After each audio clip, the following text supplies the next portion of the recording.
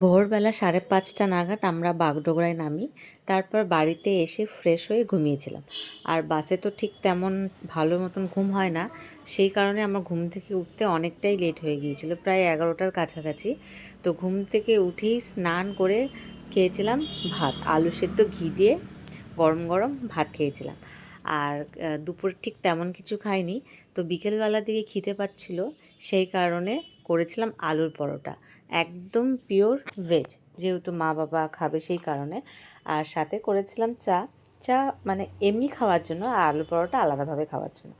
আর আমি মানে আলুর পরোটার মধ্যে পুরটা বেশি করেই দিয়েছিলাম যাতে খেতে টেস্ট হয়। আর মা দুপুরে করেছিল আলুর দম। আলুর পরোটার সাথে আলুর দম খেতে আমার খুবই ভালো লেগেছে। আমি একটু ঝাল খেতে ভালোই বাসি, তো আলুর দমটা ঝাল ঝাল হয়েছিল, বেশ ভালোই লাগছিলো। আর আমি একাই খেয়ে নিয়েছি, কেন কি না রাতে ভাত খাবো বুনু আসার পর একসাথে। আর মা বাবারা তখনও খায়নি। মা পুজো দিচ্ছিল, পুজো দেওয়ার পর মা বাবা দুজনে একসাথে পরে খেয়েছিল।